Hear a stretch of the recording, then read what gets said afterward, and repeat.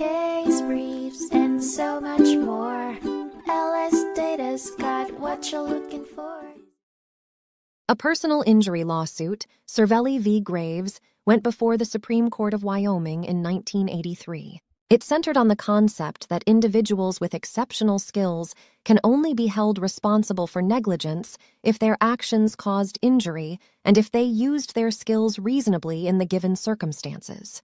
The case arose when Larry B. Cervelli filed a claim against DeBernardi Brothers, Inc., after being involved in a collision with a cement truck driven by their employee, Kenneth H. Graves.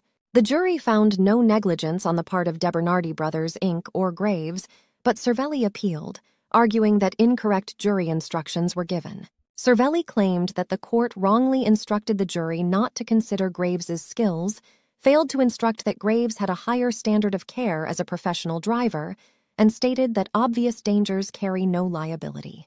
The court reviewed the instructions and determined that errors in paragraph 5's instructions and instruction 10 compromised Cervelli's right to a fair trial. The accident, which happened on an icy highway, saw Graves, an experienced professional driver, lose control of his vehicle while attempting to avoid Cervelli's sliding pickup. Ultimately, the court reversed the trial court's decision and remanded the case for a new trial.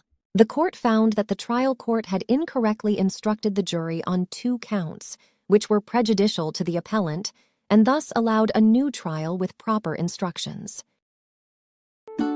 Case briefs, and so much more. LSData's got what you're looking for. Visit lsd.law, elevate your mind. Leave the stress of class.